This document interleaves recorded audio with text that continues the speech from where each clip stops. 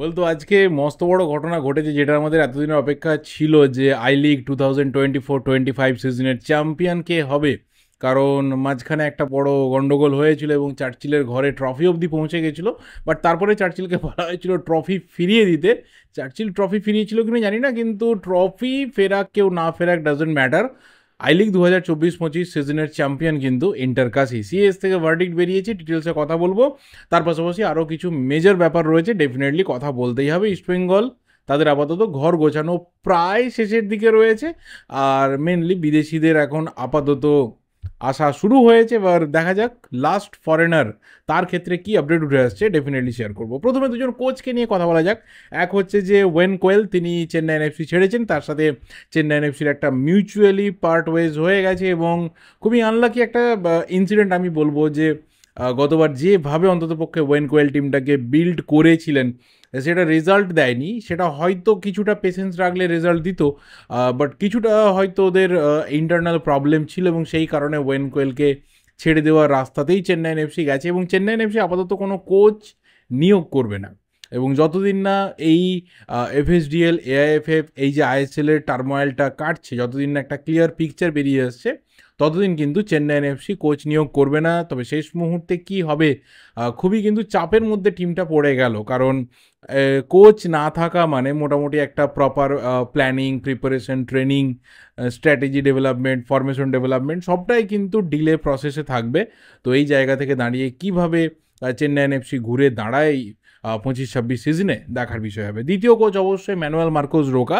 তিনি Indian national team থেকে বেরিয়ে যাওয়ার পর সবার যেটা আমাদের জানা ছিল যে তিনি এফসি গোয়ার দায়িত্বই নেবেন, এবং আজকে অফিসিয়াল এফসি গোয়া তাকে ওয়েলকাম করেছে। 1 বছরের চুক্তিতে তিনি আবারও এফসি গোয়াতে রিজয়েন করেছেন। এবং অবশ্যই তার কোচিংয়ে যেটা গোয়ার প্রথম সবথেকে বড় চ্যালেঞ্জ বা প্রথম বড় জব, সেটা হচ্ছে এফসি চ্যাম্পিয়ন্স লিগ 2 এর কোয়ালিফিকেশনস রাউন্ডে ওমানের ক্লাব আল সিব তাদের বিরুদ্ধে খেলা রয়েছে। এবং এই ম্যাচটা জিততে পারলে এফসি গোয়া কিন্তু চ্যাম্পিয়ন্স লিগ 2 এর গ্রুপ স্টেজে রিচ করতে পারবে। হারলেও খুব একটা আফসোসের কিছু নেই, কারণ চলে যাবে তারা এএফসি চ্যালেঞ্জ লিগে, যেখানে তুলনামূলক একটু হলেও ইজি অপোনেন্টদের পাবে। এবং মোটামুটি গোয়ার যা শক্তি রয়েছে সেই শক্তি অনুযায়ী ওরা একটা ভালো জায়গা অবধি রিচ করতে পারবে, যেটা গতবার ইস্টবেঙ্গলও নকআউটে রিচ করেছিল। এবং মোটামুটি একটা ভালো কোএফিসিয়েন্ট ইস্টবেঙ্গল গতবার নিয়ে আসতে পেরেছিল। এবারও আশা করা যায় যে গোয়া যদি চ্যালেঞ্জ লিগে যায় সম্ভব, তাহলে কিন্তু ভালো ওখান থেকে কোএফিসিয়েন্ট আর্ন করবে। আর যদি চ্যাম্পিয়ন্স লিগ 2-এ যায়, অনেক দিন আগেই কথা বলেছিলাম যে প্রচুর টাকার কিন্তু গল্প রয়েছে। মোহনবাগান সেখানে অলরেডি গ্রুপ স্টেজে কোয়ালিফাই করেছে, গোয়া কোয়ালিফাই করতে পারলে একটা হিউজ অ্যামাউন্ট তারা কিন্তু রিসিভ করবে। এবং অবশ্যই ভালো পারফরমেন্স করতে পারলে সেখানে কিন্তু টিমের যে মনোবল সেটাও ভালো জায়গাতে থাকবে। এবার অবশ্যই বলতে হবে যে এআইএফএফ একটা প্রপোজাল দিয়েছিল এফএসডিএলকে। এআইএফএফ একটা নতুন করে একটা প্রপোজাল দিয়েছিল বলা ভালো। খুব একটা যে চেঞ্জড কোনো প্রপোজাল না, সেরকম ব্যাপার না। নতুন করে তারা আবার প্রেজেন্ট করেছিল কিছু মডিফাই করে। সেটা কিন্তু এফএসডিএল রিজেক্ট করে দিয়েছে। এআইএফএফ সেই প্রপোজালকে তারা একদমই কর্ণপাত করেনি। যেটা তারা পরিষ্কার চেয়েছিল যে ওই 50 crore অ্যামাউন্টটা সেটা থাকতে হবে, সেটা একদমই এফএসডিএল মানতে চাইছে না। এফএসডিএল বলে দিয়েছে যে যত স্টেক হোল্ডার রয়েছে, মানে ক্লাব রয়েছে, তারা কিন্তু লসে রান করছে। এফএসডিএল নিজেও লসে রান করছে। এবং 5000 crore অলরেডি 10 বছরের ইনভেস্টমেন্ট তাদের হয়ে গেছে সবার সম্মিলিতভাবে গোটা টুর্নামেন্টের পেছনে। এবং সেখান থেকে দাঁড়িয়ে রিটার্ন কিন্তু একদমই নেই বললেই চলে। তো তারপর আরও এই 10 বছরের জন্য আরও 500 কোটি টাকার একটা বার্ডেন নেওয়া, সেটা এফএসডিএলের পক্ষে সম্ভব না। বাকি যে পয়েন্টসগুলো রয়েছে সেটা নিয়ে কথা বলা যেতে পারে, যেমন প্রমোশন, রেলিগেশন নিয়ে কথাবার্তা শুরু হতে পারে। এএফএফের যেটা ওরা রেসপন্স করেছে যে ঠিক আছে, এটা নিয়ে কথা বলা যেতে পারে। রোড ম্যাপকে কিছুটা আরও মডিফাই করা, আরও কিছু চেঞ্জ নিয়ে আসা, সেটা নিয়ে কথা হতে পারে। বাট অ্যামাউন্ট অফ মানি সেটা নিয়ে কিন্তু এফএসডিএল একদমই এআইএফএফের সাথে বা কারোর সাথেই কথা বলতে চাইছে না। তারা দেখতে চাইছে যে যে ইনভেস্টমেন্ট হবে এবং যে রিটার্নটা আসবে, সেই রিটার্নটাতেই সবাইকে ভাগ করে নিতে হবে। যদি রেভিনিউ হয় তাহলে রেভিনিউ ভাগ করবে, আর যদি রেভিনিউ না হয়, যা আসবে সেই লসের অ্যামাউন্টটাকেই ভাগ করে নিতে হবে। আদারওয়াইজ আর কোনো অপশনস নেই। এরপর অবশ্যই বলতে হবে যেটা যে সবচেয়ে বড় খবর, যেটা আজকে আসার কথা ছিল, সেটা হচ্ছে court of arbitration for sports তার ভার্ডিক্ট। এবং সেই ভার্ডিক্টে এআইএফকে পরিষ্কার জানিয়ে দেওয়া হয়েছে যে ইন্টারকাসিকে আই লিগ চ্যাম্পিয়ন ঘোষণা করতে হবে। এবং সেটা তারা করেওছে, যদিও কিছু শব্দের মারপ্যাঁচ রেখেছে। অ্যাডজাজড, আমার মনে হয় যে এই ওয়ার্ডটা ইউজ করা এআইএফএফ এর তরফে একটু হার্শ হয়ে গেল। অ্যাডজাজড, তোমার সিএস এর ভার্ডিক্ট আসছে and you are mentioning it as adjudged, এটা কখনোই কিন্তু ঠিক না। ঠিক আছে, এখানে সিএস হয়তো এসে পেছনে লাগবে না, কারণ তাদের এত সময় নেই, প্রয়োজনও নেই তাদের, কারণ তাদের যেটা ভার্ডিক্ট দেওয়ার কথা ছিল সেটা হয়ে গেছে, ইন্টারকাসি চ্যাম্পিয়ন ঘোষণা হয়ে গেছে। এবং তার পাশাপাশি অবশ্যই এআইএফএফকে ইন্টারকাসিকে 3,000 তোমার সুইস মানি দিতে হবে, এবং যেটার ইন্ডিয়ান কারেন্সিতে কনভার্ট করলে ওই 3,22,000 সামথিং একটা অ্যামাউন্ট দাঁড়ায়, মানে ধরে নাও 3,20,000 টাকা আমি ধরছি একটা অ্যামাউন্ট, এবং তার সাথে আরও 3,000 সুইস কারেন্সিতে ওরা রিসিভ করবে, যেটা ইন্ডিয়ান কারেন্সিতে ওই 3,20,000 সামথিং, সেটা হচ্ছে 3টে ডিফারেন্ট ক্লাব থেকে 1,07,000 এরকম করে 3টে ক্লাব থেকে রিসিভ করবে। চার্চিল ব্রাদার্স, নামধারী আর রিয়েল কাশ্মীর, যে 3টে ক্লাব এবং যে সংস্থা ইন্টারকাসির এগেনস্টে পিটিশন করেছিল, এবং যা কিছু ওদের খরচা হয়েছে, এই যে টোটাল লিগাল ব্যাটেলটা ওদের চললো, যে খরচাটা হয়েছে সেই খরচাটা টোটাল এই 4টে পক্ষকে দিতে হবে, এবং সেটা 55:15, এইভাবে ভাগ করা হয়েছে। অ্যান্ড ডেফিনেটলি একটা হিউজ অ্যামাউন্ট, মানে যতটা ওদের লড়তে খরচা হয়েছে মোটামুটি তার পুরোটাই বলা চলে সিএস থেকে উঠে আসছে, মানে সিএস এর ভার্ডিক্ট অনুযায়ী পেনাল্টি এই 4 পক্ষকে দিতে হবে, এবং সেটা তারা ইন্টারকাসি রিসিভ করবে। আমার মনে হয় তার থেকেও বড় বিষয়, যেটার জন্য ইন্টারকাসি অ্যাকচুয়ালি ফাইট করেছিল, যে চ্যাম্পিয়নশিপটা যেন তাদের ঘরে আসে, এবং যেভাবে তাদেরকে পুরোপুরিভাবে নেগলেক্ট করে বা তাদের কোনো রকম কথা না শুনে, বা একদমই বলা চলে যে ইল্লিগাল ওয়েতে চার্চিল ব্রাদার্সকে চ্যাম্পিয়ন ঘোষণা করা হয়েছিল, সেখানে গিয়ে ট্রফি অবধি দিয়ে দেওয়া হয়েছিল, এই সবটাই সিএস দেখেছে, সবটাকেই সিএস আলটিমেট রিড করতে পেরেছে, এবং ফাইনালি ভার্ডিক্ট ইন্টারকাসির পক্ষে গেছে। অ্যান্ড আই হোপ আমাদের মতো কমন ফুটবল ফ্যান্স দে আর হ্যাপি, কারণ আলটিমেট এআইএফএফ যেভাবে চলছে, যেভাবে একটা সিম্পল আই লিগ করতে গিয়ে এত হোঁচট খাচ্ছে, বায়াসনেস দেখতে পাওয়া যাচ্ছে, যে ডিসিপ্লিনারি কমিটি বা অ্যাপিল কমিটি তাদের অ্যাকচুয়ালি কোনো ভিত্তি নেই, বাট তারা ঠিক করে দিচ্ছেন কি হবে কি না হবে, তারা বোধহয় বুঝতে পারছেন। এই মুহূর্তে দাঁড়িয়ে যেটা আমাদের সবার দাবি, যে অ্যাপিল কমিটি আর ডিসিপ্লিনারি কমিটিতে যারা রয়েছে তারা দয়া করে ওখান থেকে স্টেপ ডাউন করুন। ডিসিপ্লিনারি কমিটির তবু ঠিক আছে আমি বলবো, কারণ ডিসিপ্লিনারি কমিটির প্রথম যদি রায়টা এআইএফএফ এর অ্যাপিল কমিটি শুনে নিত, তাহলে এত ক্যাওস কিন্তু হতো না। বাট যেহেতু অ্যাপিল কমিটি এখানে পাকামি করতে শুরু করে, অ্যান্ড ফাইনালি দেখা যায় যে সিএস কিন্তু ধরে কষিয়ে ভালো করে থাপ্পড় দিয়েছে, অ্যান্ড এরপরেও এরা বুঝবে কি না আমি জানি না।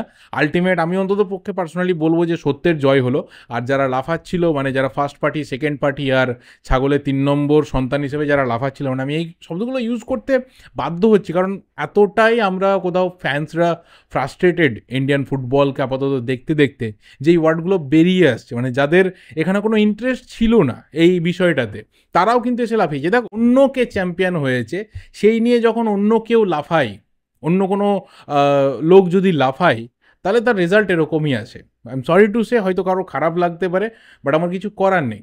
যা দেখেছি, যা অন্তত পক্ষে রিয়েলাইজ করতে পেরেছি, সেটাকে আমি এখানে বলছি। অ্যান্ড আলটিমেট এটা ইন্টারকাসির জন্য একটা বিরাট বড় জয়, যে 2 বছর মাত্র আই লিগে এসে একটা প্রপার প্রফেশনালিজম দেখিয়ে, ভালো স্কোয়াড তৈরি করে, ভালো গেম প্ল্যান তৈরি করে, ইন্ডিয়ার ওয়ান অফ দ্য ফাইনেস্ট কোচকে রিক্রুট করে, এবং কিছু ভালো top quality domestic player, top quality কিছু ফরেন প্লেয়ারকে রিক্রুট করে ওরা যে আজকে কাজটা করে দেখালো, I think they deserved this championship, এবং সেটা ওরা ফাইনালি পাচ্ছে। যদিও অনেক ডোমেস্টিক প্লেয়ার রয়েছে তারা কিন্তু বেরিয়ে গেছে, যেমন নারায়ণ বেরিয়ে গেছে, সার্থক গোলই বেরিয়ে গেছে, বিজয় ভার্গাসি বেরিয়ে গেছে, এডমুন্ড লালরেন্ডিকা টিমের সব থেকে বোধহয় গুরুত্বপূর্ণ ডোমেস্টিক প্লেয়ার ছিল, বেরিয়ে গেছে। আরও অনেকে বেরিয়ে যাওয়ার রাস্তাতে রয়েছে, বেশ কিছু ফরেন প্লেয়ারও কন্টিনিউ করবে না, বাট ওরা স্কোয়াডকে কিন্তু আরও ভালোভাবে সাজাবে, কারণ আইএসএলে এবার ওদেরকে আসতে হবে। আইএসএলের দরজাতে ওরা এবার কড়া নাড়ছে। আইএসএলের সমস্যা মিটে গেলে, এফএসডিএল এর প্রবলেমস মিটে গেলেই কিন্তু অফিসিয়ালি ঘোষণা হয়ে যাবে যে ইন্টারকাসি আইএসএল 2025-26 সিজনে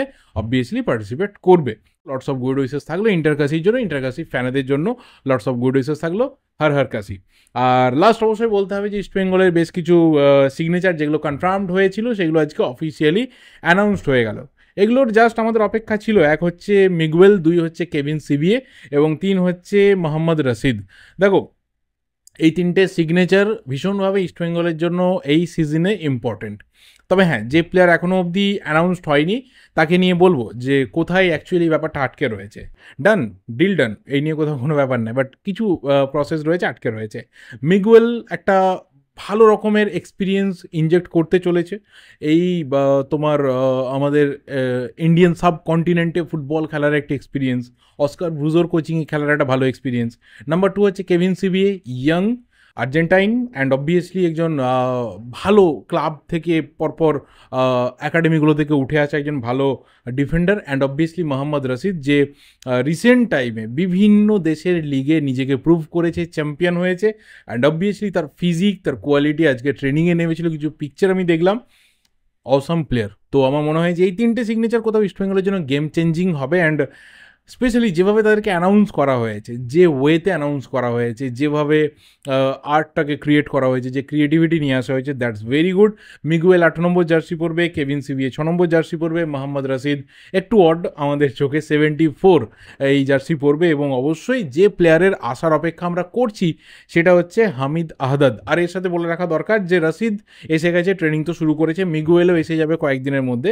আজকে রাত্রিরে কিন্তু কেভিন সিবিএও নামছে, তো কাল থেকে কেভিন সিবিএও প্র্যাকটিসে জয়েন করে যাবে। তো মোটামুটি মেন যে টিমটা, সেই টিমটা 23 তারিখের যে প্রথম ম্যাচ রয়েছে সেখান থেকেই কিন্তু ইস্টবেঙ্গল ম্যানেজমেন্ট নামিয়ে দিতে চাইছে। প্রথম দিন থেকে সিরিয়াসনেসটাকে ইস্টবেঙ্গল ম্যানেজমেন্ট মাঠের মধ্যে রিফ্লেক্ট করাতে চাইছে, এবং যেটা মেন ফরমেশন, যেটা মেন স্টার্টিং 11 হবে অন্ততপক্ষে গোটা সিজনে, সেটাকে ডুরান্ড কাপের মধ্যেই কোচরা খুঁজে বার করবেন, এরকমই কিন্তু পরিষ্কার একটা ম্যাপ, রোড ম্যাপ এই মুহূর্তে তৈরি হয়েছে। নাও দ্য লাস্ট থিং কি হামিদ আহদাদ, যার আসার অপেক্ষা ইস্টবেঙ্গল জনতা করছে।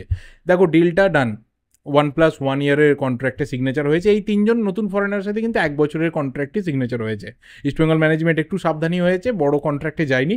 হামিদ আহদাদের সাথে 1+1 ইয়ারের ডিল রয়েছে। এবার এর মধ্যে কিন্তু Miguel, Kevin CBA, Mohammad Rashid প্রত্যেকের সাথে অপশনাল 1 ইয়ার রয়েছে। এবার সেটা কিন্তু ক্লাবের হাতে, ক্লাব যদি ট্রিগার করে তাহলে ফাইন হয়ে যাবে। একইভাবে হামিদ আহদাদের সাথেও তাই।